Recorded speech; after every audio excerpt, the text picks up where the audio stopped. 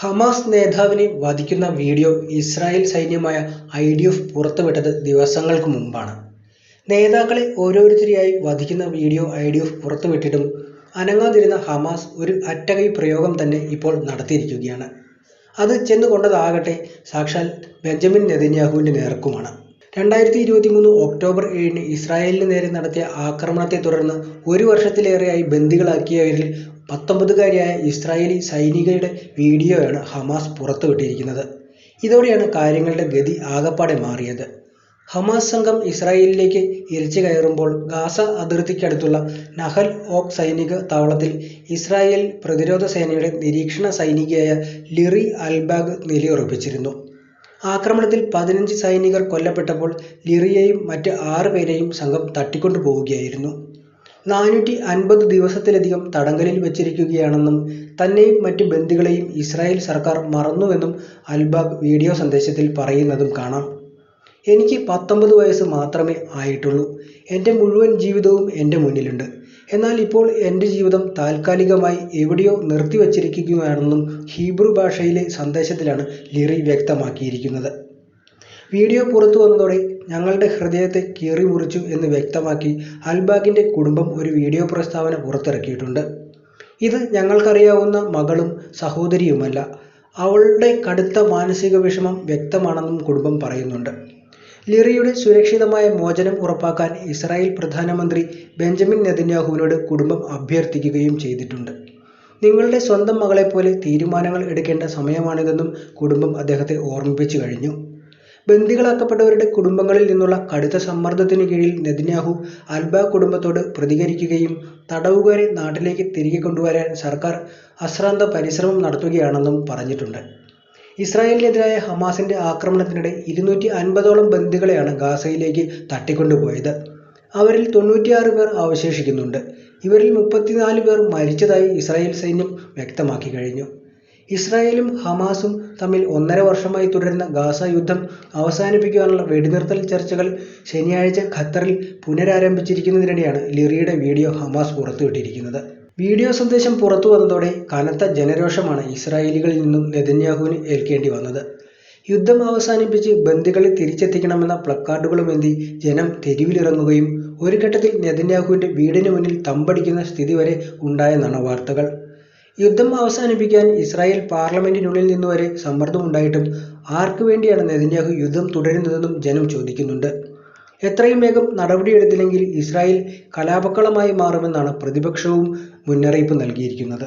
എന്നാൽ വെടിനിർത്തൽ കരാറിലൂടെ സമാധാനം കൊണ്ടുവരാനുള്ള ശ്രമങ്ങൾക്ക് ഇസ്രായേൽ തുരങ്കം വയ്ക്കുകയാണെന്നാണ് ഹമാസ് ആരോപിക്കുന്നത്. ഹിസ്ബുള്ളയെയും ഇസ്രായേലും തമ്മിലുള്ള വെടിനിർത്തൽ കരാർ 1 മാസമായി ലംഘിക്കപ്പെട്ടുകൊണ്ടിരിക്കുകയും ചെയ്യുകയാണ്. നവംബർ 27-നാണ് ഇരു രാജ്യങ്ങളും വെടിനിർത്താൻ കരാറിന് സമ്മതിച്ചത്. അന്ന് കൊണ്ടുവന്ന കരാറിൽ തെക്കൻ ലെബനനിലെ ആയുധം താഴെ വയ്ക്കാൻ 60 ദിവസമാണ് ഹിസ്ബുള്ള ഇസ്രായേലിന് നൽകിയിരിക്കുന്നത്.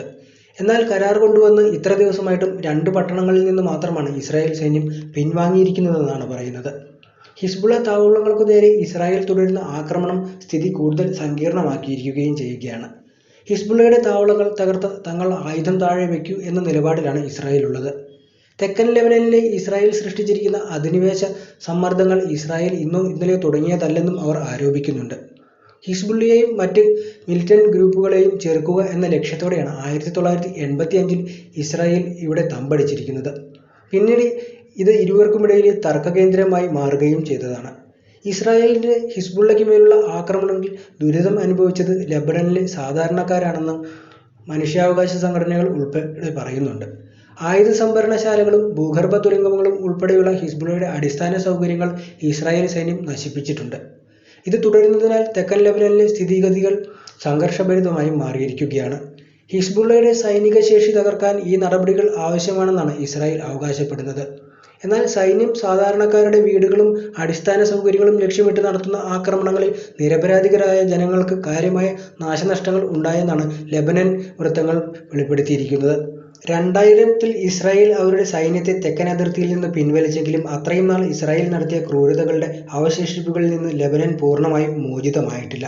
ലെബനനിൽ നിന്ന് ഇസ്രായേൽ പൂർണ്ണമായും സൈന്യത്തെ പിൻവലിക്കണമെന്ന ആവശ്യം പലയിടങ്ങളിൽ നിന്നും ഉയർന്നു വന്നിരുന്നു. ഇരു രാജ്യങ്ങളും തമ്മിലുള്ള വെടിനിർത്തൽ കരാർ ഏറെ പ്രതീക്ഷ നൽകുന്നതാണ്.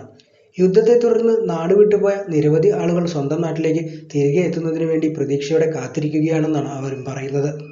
വെടിനിർത്തലിലൂടെ ഇസ്രായേൽ പിടിച്ചെടുത്ത പട്ടണങ്ങൾ തിരികെ പിടിച്ച് തങ്ങളുടെ ജനങ്ങളുടെ ജീവിതം സുരക്ഷിതമാക്കാൻ ശ്രമിക്കുമ്പോൾ ഇസ്രായേൽ അവയെല്ലാം മുഖം തിരിക്കുകയാണെന്നും ആരോപിക്കുന്നുണ്ട്. 2023 ഇസ്രായേൽ ഹമാസ് യുദ്ധം തുടങ്ങിയ ശേഷം ഇസ്രായേൽ ആക്രമണങ്ങളിൽ 4000-ലധികം ആളുകളാണ് ലെബനനിൽ തന്നെ കൊല്ലപ്പെട്ടത്. യുദ്ധം മൂർധന്യാവസ്ഥയിലേക്ക് എത്തിയപ്പോൾ 1,00,000-ലധികം ലെബനീസുകാർക്കാണ് പലായനം ചെയ്യേണ്ടി വന്നത്. സംഘർഷം എങ്ങനെ അവസാനിപ്പിക്കാം എന്നതിനെക്കുറിച്ചുള്ള അടിസ്ഥാനപരമായ അഭിപ്രായ വ്യത്യാസത്തിൽ വെടിനിർത്തൽ ശ്രമങ്ങൾ തുടർച്ചയായി പാളുന്ന കാഴ്ചയാണ് കാണുന്നത്. ഖത്തറിൽ വെടിവയ്പ് നിർത്തുവാനും ബന്ദികളെ മോചിപ്പിക്കുവാനുള്ള സാധ്യതയും സംബന്ധിച്ച ഹമാസുമായുള്ള ചർച്ചകൾ പുനരാരംഭിക്കുന്നതിനിടെ ശനിയാഴ്ച ഗാസയിലുടനീളം ഇസ്രായേൽ വ്യോമാക്രമണം നടത്തിയത് ഏവരും ശ്രദ്ധിച്ചതാണ്. 26 പേരാണ് ആക്രമണത്തിൽ കൊല്ലപ്പെട്ടത്. ഖത്തറിന്റെ മധ്യസ്ഥതയിൽ യുദ്ധം അവസാനിപ്പിക്കാൻ ഹമാസ് ചർച്ച ചെയ്യുന്നുണ്ടെന്ന് പറയുന്നുണ്ടെങ്കിലും ആളെ വിടുന്ന സമയത്ത് തന്നെ അവർ യുദ്ധം ചെയ്തുകൊണ്ടിരിക്കുകയാണ്. ഈജിപ്ത്, അമേരിക്ക, ഖത്തർ എന്നീ രാജ്യങ്ങൾ ഏതാനും മാസങ്ങളായി യുദ്ധം അവസാനിപ്പിക്കാനുള്ള മധ്യസ്ഥ ശ്രമങ്ങൾ തുടരുകയാണെങ്കിലും ഇസ്രായേൽ വഴങ്ങിക്കൊടുക്കുന്നില്ലെന്നാണ് പറയുന്നത്. നവംബറിൽ വെടിവയ്പ് നിർത്താൻ കരാർ കൊണ്ടുവന്നതിന് ശേഷം പലതവണ ഇസ്രായേൽ അത് ലംഘിച്ചെന്നും ആരോപണമുണ്ട്. ശാശ്വതമായ വെടിനിർത്തലിന് സമ്മതിക്കാനുള്ള ഇസ്രായേലിന്റെ സമ്മതമില്ലായ്മയാണ് ഈ കാരണങ്ങൾ എടുത്തുകാട്ടുന്നത്.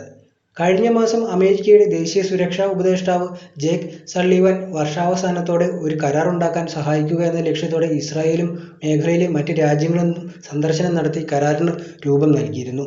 എന്നാൽ 3 മാസമായി സൈന്യം പ്രവർത്തിക്കുന്ന എൻക്ലേവിന്റെ വടക്കൻ അറ്റത്തുള്ള ബെയ്റ്റ് ഹനൂൻ പട്ടണത്തിൽ കഴിഞ്ഞ ദിവസം തങ്ങളുടെ സേന പ്രവർത്തനങ്ങൾ തുടരുമെന്നും ഇസ്രായേൽ സൈന്യം വ്യക്തമാക്കി കഴിഞ്ഞു. ഹമാസ് ഉപയോഗിച്ചിരുന്ന സൈനിക സമുച്ചയവും അവർ തകർത്ത് കളഞ്ഞിട്ടുണ്ട്.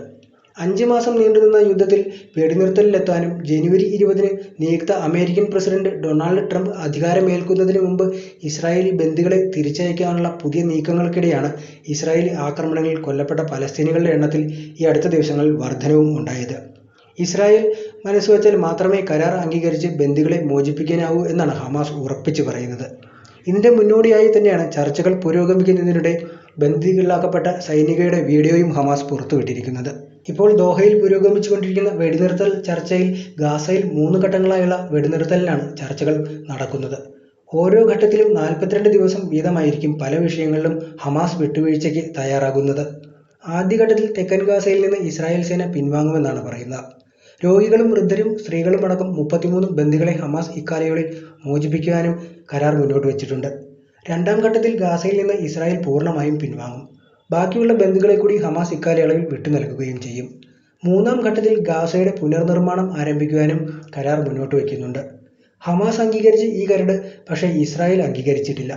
ചർച്ചകൾ നടക്കുന്നുവെന്നാണ് ഇസ്രായേലിന്റെ പ്രതികരണവും വന്നിരിക്കുന്നത്. ഇസ്രായേൽ എന്നാൽ ഇതിനോട് വ്യക്തമായ പ്രതികരണം നൽകാത്തതാണ് കുഴപ്പങ്ങൾക്ക് കാരണമെന്നും ഹമാസ് പറയുന്നുണ്ട്.